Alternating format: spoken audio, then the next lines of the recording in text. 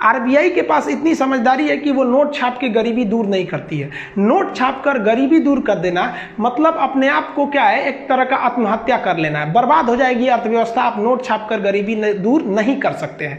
RBI इस note पर काबू पाने के लिए मौद्रिक नीति को अपनाती है। इसके लिए वो एक गुणात्मक नीति अपनाती है, जिस तरह से बैंकों पर वो दबाव बनाती है, उन्हें नैतिक दबाव बनाती है कि भाई आप लोग भी महंगाई को कम करने में सहयोग करें। लेकिन कुछ इसके अलावा वो परिणात्मक दबाव बना देती है, जिसके तहत वो क्या करती है, bank rate, repo rate, MSF, SLR, CRR, इस तरह का रिवर्स रेपो रेट ला देती है, या फिर मौद्रिक नीतियों के तहत वह खुले बाजार की नीति के तहत प्रतिभूतियों की खरीद बिक्री करने लगती है। इसके बारे में आप कंप्लीट समझिए। देखिए, हमारे देश में हम लोग को जब पैसे की जरूरत होती है तो हम लोग बैंकों के पास जाते हैं, चाहे वो एसबीआई में जाइए, पीएनबी में जाइए, बैंक ऑफ बड़ौदा, यूको, जितना भी आपको कॉमर्शियल बैंक में जाना है आप जा सकते हैं।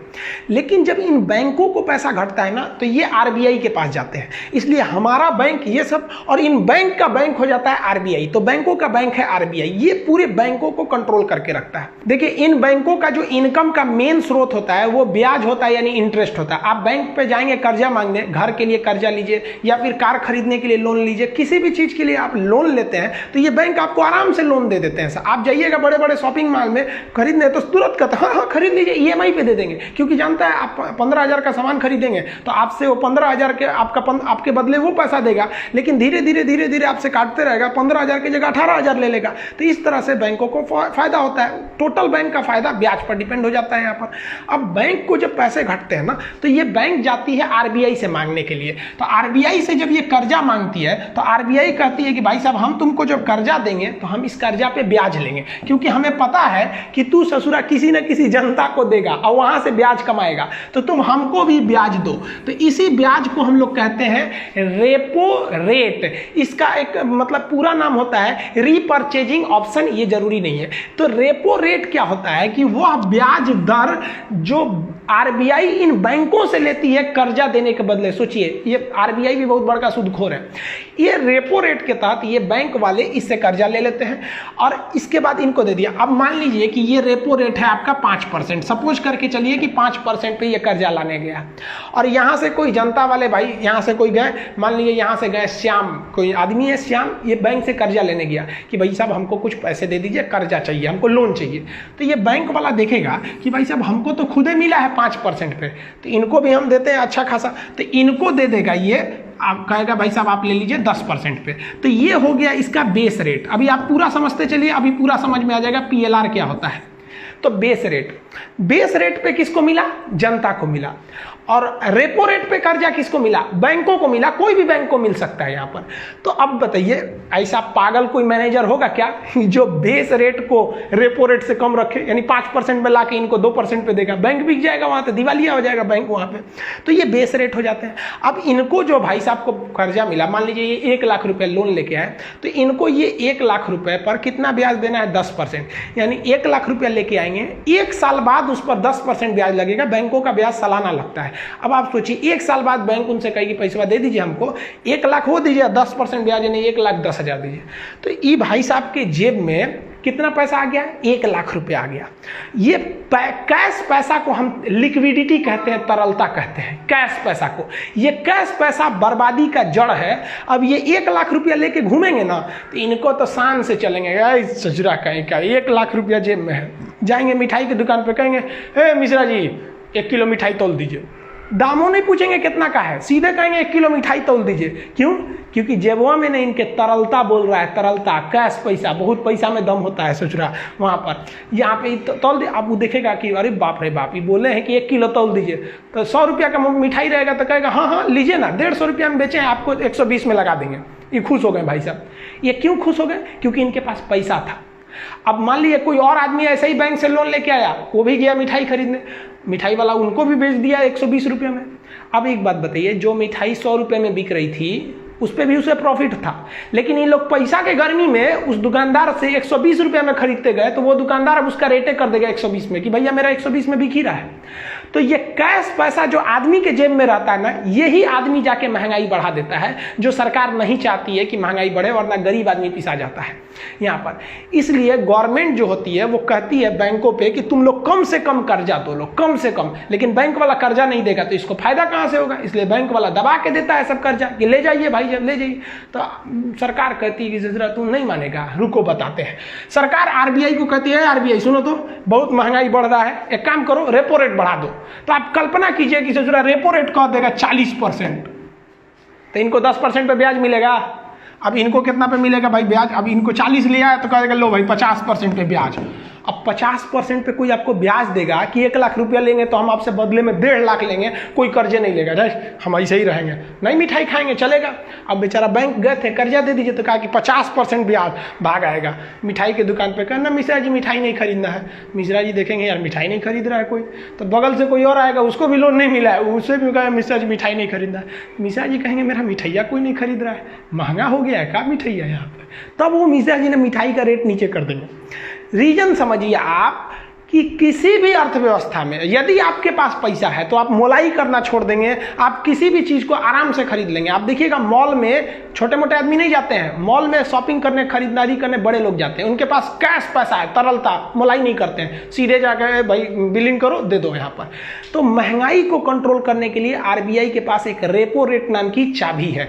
तो अब आप ये समझ गए कि रेपो रेट यदि बढ़ गया तो समझ जाइए आपको लोन बहुत महंगा मिलने वाला है, और अगर रेपो रेट घट गया तो समझिए कि आपको लोन बहुत सस्ता मिलने वाला है। तो मोदी जी ने कहा था ना कि कोरोना के वजह से हम रेपो, आरबीआई से कहते हैं कि अपनी मौद्रिक नीतियों को सख्त न करें, यानी अपना रेपो रेट कम कर दो, ब्याज कम मिलेगा, आप आराम से जाके बैंक से लोन ले लीजिए, आपका जो बिजनेस चौपट हुआ था नया बिजनेस खोल सकते हैं।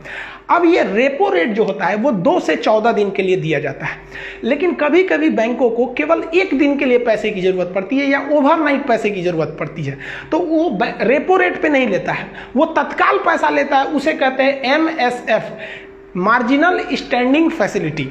तो देखिए जब आरबीआई इन किसी भी बैंकों को केवल 1 दिन के लिए कर्जा देती है ना, तो उस पे जो ब्याज लेती है उसे हम कहते हैं मार्जिनल स्टैंडिंग फैसिलिटी, MSF। कहेगा कि 1 रात के लिए जो ब्याज लेती है उसे क्या कहते हैं? MSF। 2 से 14 दिन के लिए अगर ब्याज दी तो उसे क्या कहते हैं? Repo rate. जनरली सबसे ज्यादा अगर बैंक लेते हैं सब तो रेपो रेट लेते हैं, क्योंकि बैंकों के पास ऑलरेडी इतना ग्राहकों का पैसा आते रहता है कि उन्हें लेने की जरूरत नहीं पड़ती है, कभी कभी खरमास वगैरह में लेना पड़ता है ताकि लोगों के पास उतना पैसा नहीं रहता है। तो 2 से 14 दिन, लेकिन 14 दिन से ज्यादा के नहीं, यानी लॉन्ग टर्म के लिए अगर आपको पैसा चाहिए इन बैंकों को आरबीआई से, तो आरबीआई उस पे जो ब्याज लेती है लॉन्ग टाइम के ब्याज को, उसे कहते हैं बैंक रेट। ये रेट हमेशा चेंज होते रहते हैं, साल में ये 4 बार तो इनको चेंज होना फिक्स है, इसके अलावे भी कभी कभी साल में ही ससुरे 8 बार चेंज हो जाते हैं। तो ये अक्सर चेंज होते रहते हैं सब। तो हम यहाँ जो आंकड़ा रखें MSF 4.65, तो ये कभी भी चेंज हो सकते हैं। तो आप बाबू इसको ध्यान से समझिएगा, मजबूरी है तो हमेशा चेंज होते रहते हैं सर, आरबीआई के हाथ में। अभी हम बता रहे हैं कल बदल देगा, तो आप कहिएगा सर आप इतना बताए थे इतना हो गया, तो ये बहुत फ्लैक्चुएट करते रहते हैं। तो आप इस पर नहीं जाइएगा, आप कंसेप्ट समझिए। कहेगा क्वेश्चन कि अति अल्पकालीन यानी 1 रात के लिए अगर पैसा लिया किसी बैंक ने आरबीआई से तो कौन सा ब्याज लेगा? तो MSF। 2 से 14 दिन के लिए अगर आरबीआई ने कर्जा दिया तो कौन सा ब्याज लेगा? Repo rate. और दीर्घकालीन कर्जा दिया यानी 14 दिन से ज्यादा के लिए दिया आरबीआई ने किसी भी बैंकों को, तो उसको क्या कौन सा ब्याज लेगा? तो बैंक रेट। बीपीएससी के एग्जाम में पूछा था कि अल्पकालीन यानी कम समय के लिए कौन सा होता है? तो रेपो रेट। अति अल्पकालीन सबसे कम समय के लिए MSF होते हैं सब। तो MSF का जो रेट होता है वो रेपो रेट से ज्यादा होता है क्योंकि इमरजेंसी में मांगने गए। कहेगा कि आरबीआई सबसे ज्यादा कौन से रेट का प्रयोग करती है? तो आप कहेंगे कि रेपो रेट का प्रयोग सबसे ज्यादा किया जाता है। अब ये समझिए आप ध्यान से, यानी रेपो रेट को घुमा बढ़ा के आरबीआई यहां पे लोन को महंगा सस्ता कर सकती है। जनता को जो लोन मिलता है वो किस रेट पर मिलता है? तो बेस रेट पर। देखिए जनता को जो लोन मिलते हैं इसके भी 2 रेट होते हैं, एक होता है primary landing rate, primary lending rate वह रेट होता है जो बैंक ग्राहकों को देती है, लेकिन बैंक के पास भी दो तरह के ग्राहक होते हैं, एक रेगुलर कस्टमर और एक फेवरेट कस्टमर जो हमेशा आता है, करोड़ों रुपया जमा करता है। बड़े बड़े लोग होते हैं, तो जो बड़े बड़े लोग होते हैं बैंक उनका ज़्यादा ख्याल रखती है, तो उनको जो बैंक कर्जा देती है वो बहुत कम ब्याज पे देती है। जैसे मान लीजिए कोई का करोड़ों रुपया का अकाउंट में है तो उसको दे देगी कि भैया आप 8% पे ले जाइए, और कोई आज आया है बैंक में खाता खुलवाने का कर्जा दे दीजिए तो उनको देके 12% पे ले सचुरा। तो आपको ही पता है कि आपका भी अगर दुकान होगा तो पुराने ग्राहकों को आप कम दाम में देते हैं, तो जो उसके फेवरेट कस्टमर होते हैं बैंक के, उसको जो कर्जा देती है उसे कहते हैं बेस रेट पे दिया जाता है। तो आप बताइए जरा एक चीज, हमारा बैंक अकाउंट HDFC बैंक में है और हम चले जाएंगे बैंक ऑफ बड़ौदा से कहने कि भाई साहब हमको थोड़ा सा कर्जा दे दीजिए, तो हम उसके फेवरेट कस्टमर थोड़ी हो गए, तो हम उसके लिए तो एक सामान्य कस्टमर हो गए, हमको थमा देगा प्राइमरी लेंडिंग रेट में 12-13% पे। लेकिन हमारा HDFC बैंक में है, हम HDFC बैंक में जाएंगे ना तो कहेगा अरे खान साहब बैठिए बैठिए लोन चाहिए, कोई बात नहीं अपने कस्टमर है दे दो जी, तो इनको PLR पे नहीं देगा हमको, तब हमको हमारा बैंक अगर हम उसके नज़र में एक अच्छे कस्टमर हैं तो बेस रेट पर देगा। इसका मतलब ये नहीं कि आप अपने किसी बैंक में छात्रवृत्ति स्कॉलरशिप के लिए अकाउंट खुलवा लिए कि 700 रुपया आएगा इसमें, आज आके चल गए कि हमको 1 करोड़ रुपया दे दीजिए और दे देगा बेस रेट पे, ऐसा नहीं होता है। आपके अकाउंट मायने रखते हैं कितना मेंटेन किए हैं। अब एक जरा चीज सोचिए, बैंकों को जब पैसा घटा था तो ये मांगने गए थे, तो ये सब ससुरे सब जो RBI है वो 3 तरह का ब्याज ले लिया समय के हिसाब से। कभी कभी ऐसा भी होता है कि बैंकों के पास पैसा ज्यादा आ जाता है, लेकिन बैंक क्या, अब वो पैसा रखने से फायदा क्या है, जैसे सैटरडे संडे को अक्सर लोग बैंक में बहुत कम जाते हैं, संडे को तो बंदे रहता है और सैटरडे को आधा आदमी कंफ्यूज रहता है कि दूसरा सैटरडे की चौथा है, आज आधा खोलेगा कि पूरा बंद रखेगा, इसलिए लोग सैटरडे को भी नहीं जाते हैं, अक्सर लोग नहीं जाते हैं। तो बैंकों को पता है 2 दिन तक से जुड़ा हमारे पास कोई आएगा नहीं, तो ये 2 दिन तक पैसा रखने से क्या फायदा है, अगर इसको हम ब्याज पे चला दे तब, या कभी कभी कोई छुट्टी हो जाती है बैंक में 5 दिन 10 दिन का छुट्टी हो जाता है, तो बैंकों के पास कोई आता नहीं है पैसा निकालने के लिए, तो बैंकों को पता है कि हमारे पास आज कोई नहीं आएगा निकालने के लिए, एक अच्छा है इसको हम कहीं ब्याज पे लगा देते हैं। तो ये बैंक वाला ना RBI को कहता है कि भाई साहब पैसा कर्जा हम दे आपको, तो ये बैंक वाले क्या करते हैं, सो उल्टा इसको दे देते हैं, सो ले यहाँ पर। तो अब बताइए जब उल्टा देंगे सब तो ये सब भी मांगेंगे सर RBI से कि ब्याज दो, और अगर ब्याज नहीं दोगे ना तो हम जनता को दे देंगे, जनता महंगाई बढ़ा देगी तो जनता सरकार को गरियाएगी और सरकार तोरा गरियाएगी, इसलिए RBI कहता है हाँ नहीं ले आओ। तो इसको हम लोग कहते हैं रिवर्स रेपो रेट। तो ये हो गया रिवर्स रेपो रेट, और इधर से आया तो रेपो रेट, और ये अपना उसको दिए तो रिवर्स रेपो रेट। अब RBI क्या कहता है कि देख भाई साहब तुम लोग हमसे मांगे थे तो तुम लोग को घाटा हुआ था, तुम जरूरतमंद थे, इसलिए हम तुमसे लिए थे रेपो रेट 4% पे, लेकिन हमको कोई जरूरत नहीं है तुम लोग का, हम तुम्हारे भलाई के लिए चाह रहे हैं कि 2 दिन सैटरडे संडे बंद है या छुट्टी है या कोई भी मतलब है, सरप्लस अमाउंट है तुम्हारे पास, तुम हमको दे रहे हो तो हम तुम्हारा बोझ हल्का करने के लिए ले रहे हैं, इसलिए हमें जरूरतमंद मत समझो और हमसे उस ब्याज दर की उम्मीद मत रखो जिस ब्याज दर पर हमने तुमको दिया था। हम जिस दर पर तुमको दिए थे उससे कम ब्याज दर पर तुमसे लेंगे क्योंकि हम जरूरतमंद नहीं है, इसलिए रिवर्स रेपो रेट कभी भी रेपो रेट से कम होता है। वर्तमान में ये 3.35 है। हम फिर कहते हैं कि आंकड़ा चेंज होते रहते हैं, आंकड़े पे मत जाइए, कंसेप्ट समझिए। यहां आप टोटल 6 चीज समझे, MSF repo rate bank rate, और उल्टा दे दिया तो रिवर्स रेपो रेट, और 2 यहां पर PLR और बेस रेट। अब समझिए CRR और SLR क्या होता है। देखिए अगर बैंकों के पास पैसा रहेगा ना तो ब्याज दर, वो बैंक चाहेंगे सब कि इसको कैसे भी ब्याज कमाओ, धड़ाधड़ जनता को ससुरा कैंप लगा देगा सब सड़क के किनारे, आओ कर्जा ले जाओ, हमसे ले जाओ, क्योंकि ले जाएंगे तो देंगे उसको। अब सरकार चाहती नहीं है कि किसी को बैंक से कर्जा दिया जाए, इसलिए सरकार कहती है बैंक वालों से कर्जा मत देना उसको। आपसे चुनाव में कहते हैं खूब कर्जा देंगे हम, एकदम 1.25 लाख करोड़ सबको दे देंगे यहाँ पर। अब सरकार की भी मजबूरी, आपको पैसा दे देगा तो आप महंगाई बढ़ा देंगे वहाँ पे। वेनेजुएला का देखिए नोट छाप के गरीबी दूर करने निकला था, बर्बाद हो गया वहाँ पर वेनेजुएला। तो सरकार चाहती है ना कि ससुरा एक काम करते हैं, बैंके का कमर तोड़ देते हैं कि न रहेगा बांस और न बजेगी बांसुरी, क्योंकि बैंकवे के पास पैसे का बैंके में डाका डाल देते हैं। तो RBI कहती है कि रे बैंक वाला तुम लोग कब शटर डाउन करके भाग जाएगा सब नीरव मोदी की तरह, कोई ठीक नहीं है। तुम लोग हमको एक काम करो, तुम लोग हमारे पास सिक्योरिटी मनी जमा करो। सिक्योरिटी मनी को कहते हैं cash reserve ratio. Cash reserve ratio को CRR कहा जाता है। अब ये CRR क्या है, तो देखिए जितने भी बैंक है उनके पास जितना पैसा जमा है वो उनका अपना थोड़ा है, वो तो ग्राहक का, उनको लौटाना है, यानी उनके ऊपर एक लायबिलिटी, एक एक देयता है कि लौटाना है। अब इसी को हम लोग क्या कहते हैं, नेट डिपॉजिट, यानी कितना पैसा जमा है, और टाइम लायबिलिटी, कब वापस करना है। तो बैंकों के पास जो पैसा जमा रहता है उसको एक टेक्निकल भाषा में हम क्या कहते हैं, NDTL, net deposit and time liability. तो आरबीआई कहती है कि तुम्हारे पास जितना NDTL है, यानी जितना तुम पैसा जमा किए हो ना लोगों का, तुम एक काम करो, उसका हमको एक फिक्स परसेंटेज, वर्तमान में यह परसेंटेज 3% के पास है, इसको तुम हमारे पास जमा कर दो। आरबीआई कहती है कि हमारे पास ले आओ, जमा करो, क्योंकि तुम भाग जाएगा तो कोई ठीक नहीं है ना, तब तक हम 3% पैसा में लोगों को लेमचूस खाने भर का पैसा देंगे, कहेंगे कि हम खोज रहे हैं यहाँ पर। तो ये बैंकवा कहता है सब ठीक है, हम 3% आपको CRR दे देंगे, लेकिन आप रिजर्व बैंक हमको इस पर रिवर्स रेपो रेट की तरह ब्याज दीजिएगा ना। तो बैंक आरबीआई कहता है चुप, ब्याज देंगे हम यहाँ पे, सिक्योरिटी मनी पे कहीं ब्याज होता है, नहीं देंगे। अब ये बताइए ससुरा, बैंकवा का तो 3% पैसा आरबीआई ऐसे ही मार दिया, वो 3% किसी को दे ही नहीं सकते हैं। यानी बैंक का ये 3% पैसा किसी काम का नहीं है, जनता से लिया है, जनता को इस पर ब्याज देगा, आरबीआई को देगा, आरबीआई इसको ब्याजे नहीं देगा।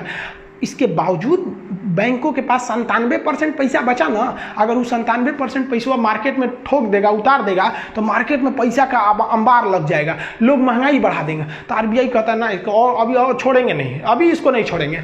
तो इसके लिए आरबीआई कहती है SLR, स्टेटुअरी लिक्विडिटी रेशियो। SLR क्या चीज़ होता है कि आरबीआई कहती है कि रे बैंक वाला, तुम लोग बहुत खचरा निकल जाता है, तुम लोग, कोई आदमी आता है तुम्हारे यहाँ, तुम लोग कहता है कैश खत्म हो गया, ये खत्म हो गया, ये सब नहीं चलेगा।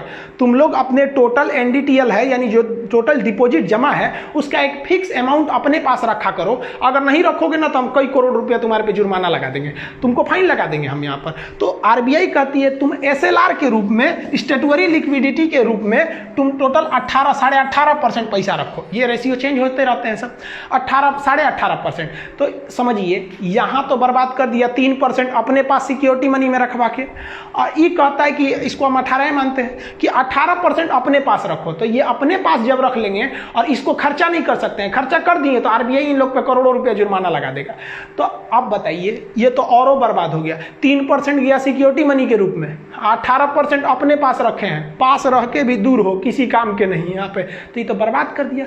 तो आरबीआई इन बैंकों का बड़े होशियारी के साथ लगभग 20 से 22% पैसा को यूं ही बर्बाद करा देता है कि ये पैसा पब्लिक को नहीं जाए, क्योंकि पब्लिक को गया पैसा तो महंगाई बढ़ाएगा। इस अर्थव्यवस्था का सबसे बड़ा दुश्मन है लिक्विडिटी, यानी कैश पैसा, यही सबको बर्बाद कर देता है। जेब में पैसा रहेगा 1 लाख रुपया ना, अब पुलिस अगर मोटरसाइकिल चला रहे हैं बिना हेलमेट का, पकड़ेगी आपको, तो आप पुलिस से तमीज से बात नहीं करेंगे, कहेंगे काहे रोका, फाइन लगाएगा, लगाओ ना, 1000, 2000, 5000 लगाओ, कितना फाइन लगाएगा, जितना तोरा सैलरी उतना हम फाइन भर सकते हैं। ये आप नहीं बोल रहे हैं, ये जेबुआ में बैठा हुआ वो तरलता बोल रहा है, कैश पैसा। ये इस दुनिया का सबसे बड़ा खतरनाक चीज है। हमको भी गम ने मारा, तुमको भी गम ने मारा, इस गम को मार डालो। आरबीआई की नजर में ये कैश पैसा इस देश के लिए गमगीन माहौल पैदा कर देगा, इसलिए कैश पैसा को वो हटा देता है। इसीलिए सरकार नोट छाप के गरीबी दूर नहीं करती, क्योंकि महंगाई जरूरत से ज्यादा बढ़ जाएगी। वेनेजुएला ने ऐसी कोशिश की थी, इसका नतीजा ये हुआ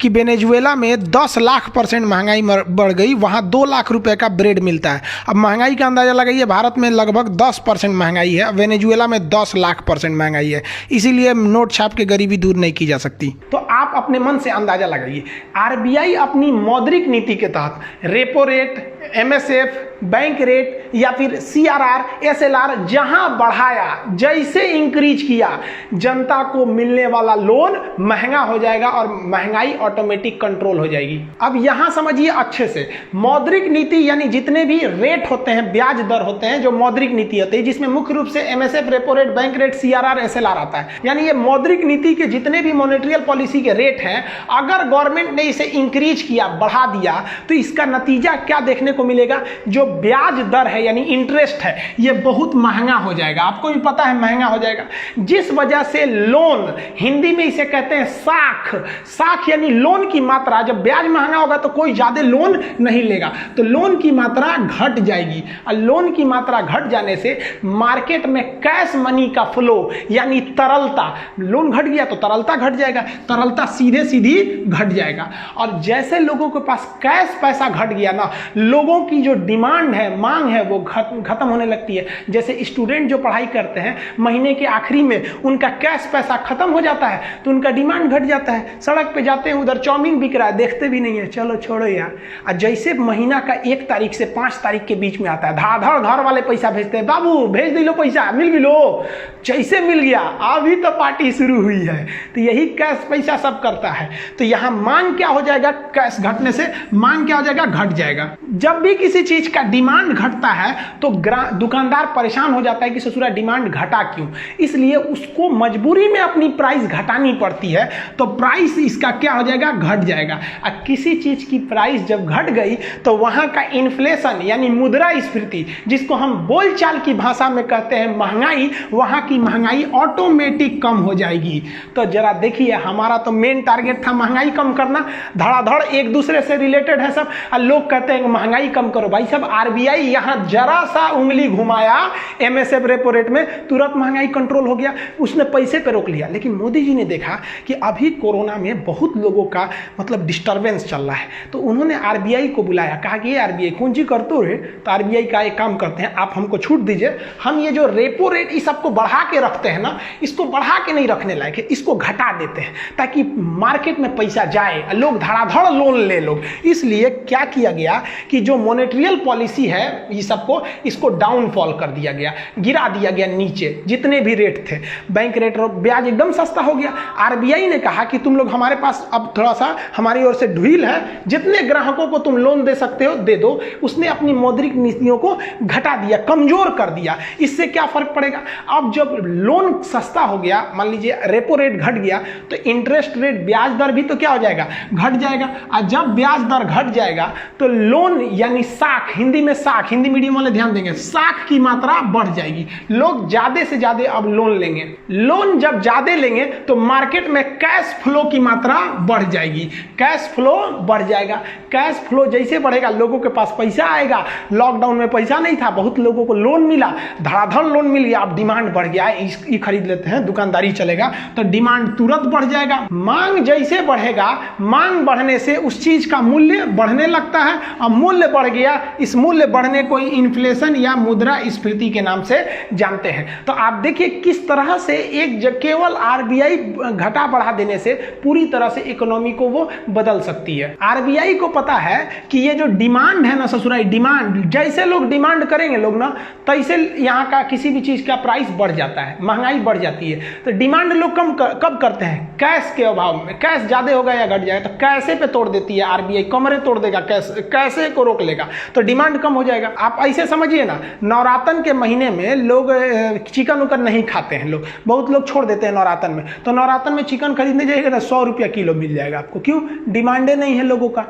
वही किसी चीज का डिमांड बढ़ेगा तो तुरंत महंगा कर देगा। अभी शादी ब्याह का मौसम नहीं चल रहा है, आप जाके डीजे ऑर्केस्ट्रा करिएगा, एकदम सस्ते में चलाएंगे। अब वही लगन में जब जाके डीजे करिए ना, डिमांड बढ़ा, रेट बढ़ा दिया। इसके अलावे भी बहुत से ऐसे लोग होते हैं जो बैंक के द्वारा दिए गए कर्जे पे वर्क नहीं करते हैं, वो अपने बिजनेस से, अपनी सैलरी से पैसा कमाते हैं। आरबीआई कहती है ससुरा इन सबों का कैसे कैश छीन लिया जाए, कैसे कैश पैसा ले लिया जाए। इसके लिए आरबीआई नियम लगाती है जिसे हम लोग कहते हैं ओपन मार्केट पॉलिसी, खुले बाजार की नीति। इस खुले बाजार की नीति के तहत आरबीआई जो होती है सिक्योरिटी पेपर बेचती है, जिसे हम कहते हैं प्रतिभूति। ये आपके दिमाग के ऊपर से चला गया होगा। प्रतिभूति को आप एग्जाम्पल पे समझिए, एलआईसी। जब आप एलआईसी कराने जाते हैं तो आप देखते होंगे कि एलआईसी वाला या फिर बैंक वाले बड़े बड़े आपके पास ऑफर लेके आते हैं कि हमको 1 लाख दीजिए, 10 साल में डबल कर देंगे। तो आप उसको क्या देते हैं, कैश पैसा देते हैं, कैश पैसा, तरलता। आरबीआई तो यही चाहती है कि ससुरा से तरलता छीन ले, तरलता छीन ले। जैसे तरलता छीनोगे, ये दुकान में जाके मोलाई करेगा, महंगाई घट जाएगा। तो तरलता छीनने के लिए आरबीआई तरह तरह के एजेंट भेजती है, एलआईसी भेजती है, म्यूचुअल फंड भेजती है कि पैसा दे।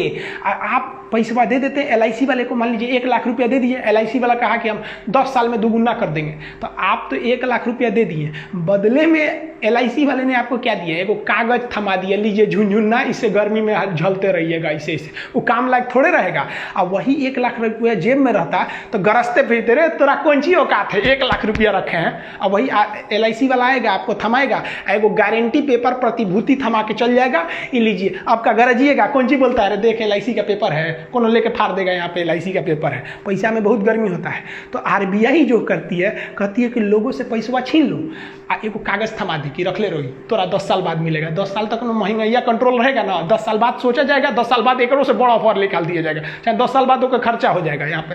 तो यही इसी को हम लोग कहते हैं बॉन्ड पेपर, सिक्योरिटी पेपर, प्रतिभूति। तो क्वेश्चन पूछता है कि जब RBI अपने एजेंट के माध्यम से प्रतिभूतियों को बेचती है तो बाजार में उपस्थित तरलता पर क्या प्रभाव पड़ेगा? तो बाजार की तरलता उठ के बैंकों के पास चली जाती है, तो बाजार की तरलता खत्म हो जाती है और महंगाई घट जाता है। समझ में आ गया कि नहीं है?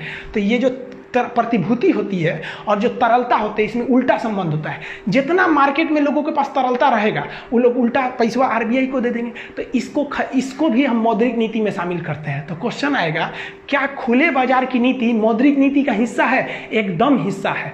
आप भी कहीं ना कहीं खुले बाजार की नीति के तहत प्रतिभूति जरूर लिए होंगे लोग कहीं ना कहीं से। इसका मतलब ये हुआ कि RBI अपने मौद्रिक नीतियों को जैसे ही कड़ा करेगी, यानी सख्त करेगी, मार्केट की तरलता घट जाएगी और महंगाई घट जाएगी। जैसे RBI अपने मौद्रिक नीतियों में ढील देगी, तरलता बढ़ जाएगी और महंगाई बढ़ जाएगी। ये तरलता से आप समझ में आ गया। अब प्रतिभूति भी आप लोग को समझ में आ गया।